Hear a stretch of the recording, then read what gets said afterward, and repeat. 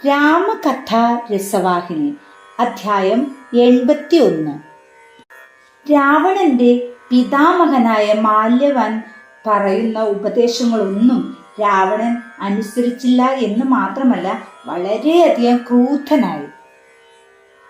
ആ ഘട്ടത്തിൽ മേഘനാഥൻ എഴുന്നേറ്റ് പറഞ്ഞു, പിതാവേ, മടിക്കേണ്ട.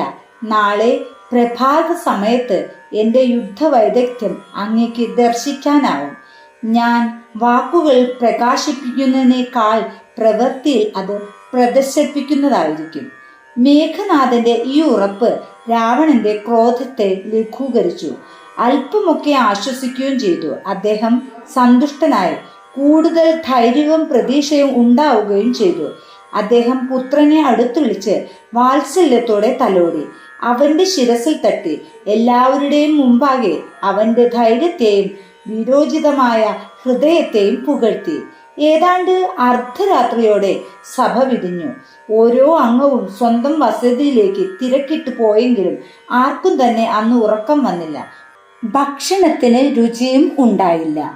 ഏതു നിമിഷവും തങ്ങളെ കീഴടക്കിയേക്കാവുന്ന വിപത്തിനെ സംബന്ധിച്ച ഉത്കണ്ഠയിലും കൊടും ഭീതിയിലും ആമഗ്നരായിരുന്ന അവരെല്ലാം അങ്ങനെ കിടക്കയിൽ തിരിഞ്ഞും മറിഞ്ഞും കിടന്നു. നേരം പുലർന്നു. വാനരന്മാരും വൃക്ഷന്മാരും എല്ലാ ഭാഗത്തു നിന്നും ലങ്കയെ ആക്രമിച്ചു. കുഴപ്പങ്ങളും പരിഭ്രാന്തിയും തലപൊക്കി. അവരുടെ ഗർജനങ്ങൾ ആകാശത്തിൽ മാറ്റുലികൊണ്ടു. മറ്റൊരു മാർഗമില്ലാത്തതുകൊണ്ട് രാക്ഷസന്മാർക്ക് ആയുധമെടുത്ത് അവരെ എതിർക്കേണ്ടി വന്നു. മതിലുകളിന്മേൽ നിന്നും നഗരങ്ങളിലേക്കുണ്ടായ പാറക്കല്ലുകളുടെയും ഖണ്ഡങ്ങളുടെയും വർഷം, അസ്ത്രങ്ങൾ, മറ്റായുധങ്ങൾ ഉപയോഗിച്ചുകൊണ്ട് രാക്ഷസ ഭടന്മാർ തടുത്ത് യുദ്ധം ചെയ്തു. ലോകാവസാന നാളിൽ എന്ന പോലെ ആകാശത്തിൽ പ്രതിധ്വനിപ്പിച്ചുകൊണ്ട് അവരും ആക്രോശിക്കുകയും അലറുകയും ചെയ്തു. എന്നാൽ വാനരന്മാർ എറിഞ്ഞ വലിയ കൊടുമുടികളും ശിലാഖണ്ഡങ്ങളുമേറ്റ് രാക്ഷസ കൂട്ടങ്ങൾ അരഞ്ഞ് നിശ്ചേതനമായ പിണ്ഡങ്ങളായി മാറി. വാനരന്മാർ നഗരത്തിലേക്ക് കുതിച്ചു കയറി. ആ വാർത്ത കേട്ട് കോപിഷ്ഠനായി മേഘനാഥൻ ആയുധപാണിയായി അവരെ ആക്രമിക്കാൻ ചെന്നു. അദ്ദേഹത്തെ അനുഗമിച്ചിരുന്ന രാക്ഷസപട സമൂഹം തമ്പേറടിക്കുകയും കാഹളമൂതുകയും ചെയ്തു. ദേവരാജനായ ഇന്ദ്രനെ ഒരു യുദ്ധത്തിൽ പരാജിതനാക്കിയതുകൊണ്ട് മേഘനാഥന് ഇന്ദ്രജിത്ത് എന്ന പേരും സിദ്ധിച്ചിരുന്നു. അദ്ദേഹം ലങ്കയിലെ സൈന്യാധിപന്മാരിൽ ഏറ്റവും മുഖ്യനും പരാക്രമിയായ യോദ്ധാവും ആയിരുന്നു. രഥത്തിൽ കുതിച്ചു വരുന്ന അദ്ദേഹത്തെ കണ്ടപ്പോൾ വാനരന്മാർക്ക് ധൈര്യം ചോർന്നുപോയി. ശത്രു സൈന്യത്തിന്റെ പലായനം കണ്ട മേഘനാഥൻ പൊട്ടിച്ചിരിച്ചു. തന്റെ ബലിഷ്ഠമായ വില്ലിൽ അമ്പു തൊടുത്ത് ഓടുന്ന ശത്രുക്കളുടെ നേർക്കയക്കുകയും ചെയ്തു.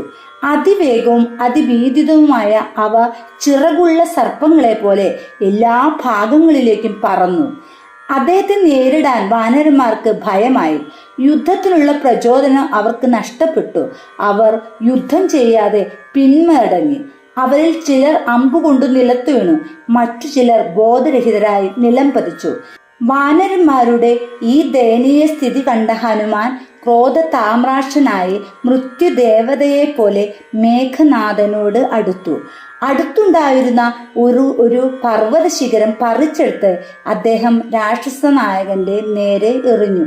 മരണത്തിന്റെ ദൂതനെ പോലെ അതിവേഗം തന്നോടടുക്കുന്ന അജല ശിഖരത്തെ കണ്ട മേഘനാഥൻ ഇന്ദ്രജാല വൈദഗ്ധ്യം ഉപയോഗിച്ച് ആകാശത്തിലേക്ക് ഉയർന്നു.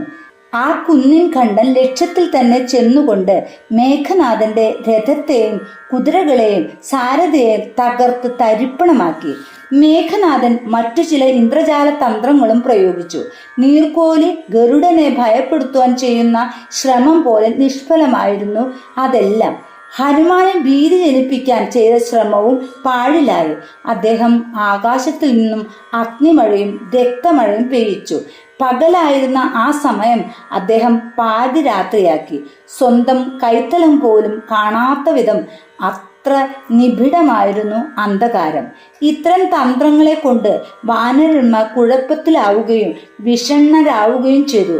തങ്ങളുടെ അന്ത്യം അടുത്തുവെന്ന് അവർക്ക് തോന്നി. നിരാശയിൽ നിന്ന് രാക്ഷസന്മാർ ജാലവിദ്യ പ്രയോഗത്തിലേക്ക് താണു കഴിഞ്ഞത് രാമൻ കണ്ടു. അവരുടെ നിസ്സഹായതയിൽ അദ്ദേഹം ഉള്ളിൽ ചിരിച്ചു.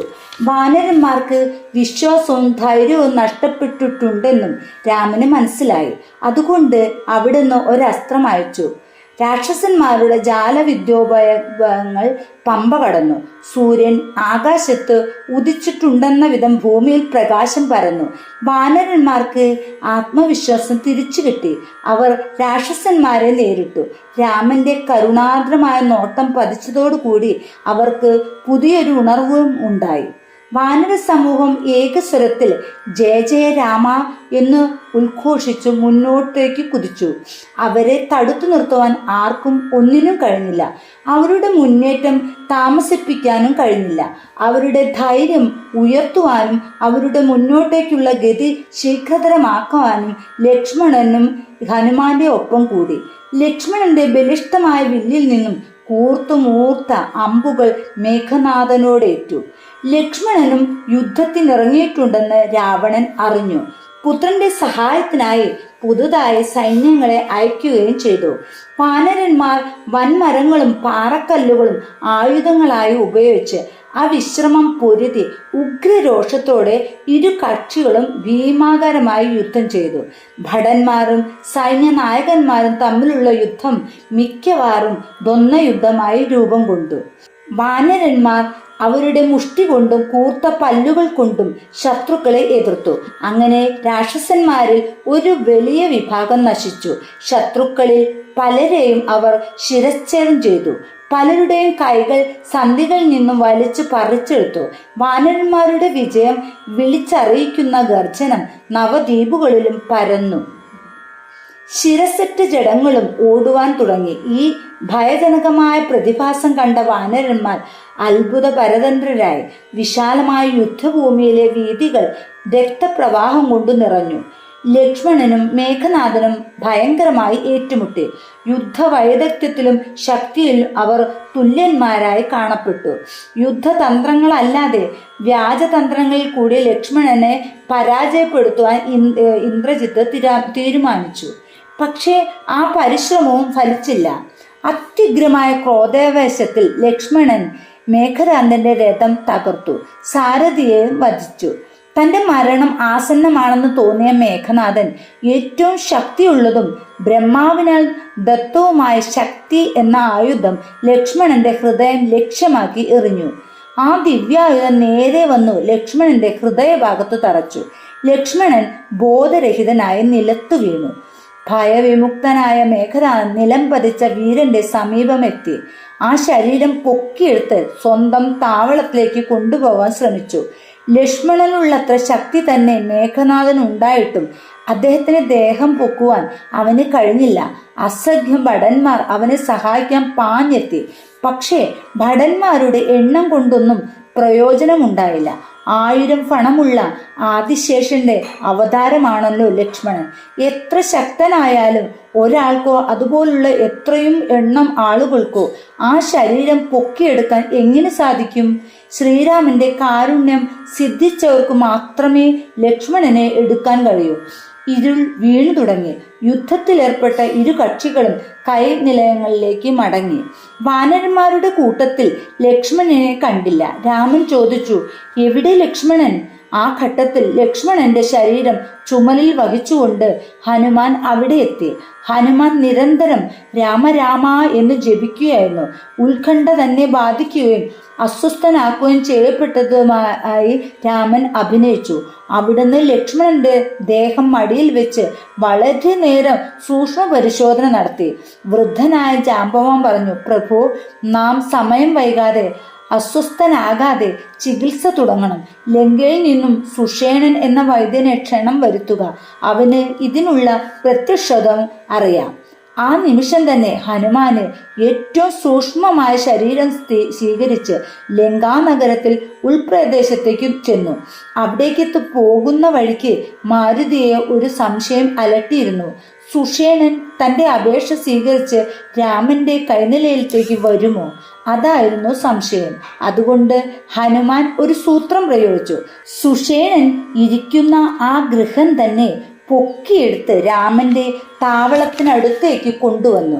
സുഷേണൻ രാമപാദങ്ങളിൽ നമസ്കരിച്ച് ലക്ഷ്മണനെ രക്ഷിക്കാനുള്ള ഔഷധം വളരുന്ന പർവ്വതത്തിന്റെ പേര് പറഞ്ഞു കൊടുത്തു. ആ അമൂല്യമായ ഔഷധം കൊണ്ടുവരാൻ ആരെയാണ് അയക്കേണ്ടതെന്ന് ആലോചിച്ചു കൊണ്ടിരിക്കെ ഹനുമാൻ രാമന്റെ പാദപത്മങ്ങളിൽ പ്രണമിച്ചു. അത് കൊണ്ടുവരാൻ തന്നെ അയക്കണമെന്ന് അഭ്യർത്ഥിച്ചു. അങ്ങനെ രാമൻ ആ ദൗത്യം ഹനുമാനെ ഏൽപ്പിക്കുകയും ചെയ്തു. ഇതിന്റെ തുടർച്ച 82-ാം അധ്യായത്തിൽ. ജയ ജയ ശ്രീരാമചന്ദ്ര.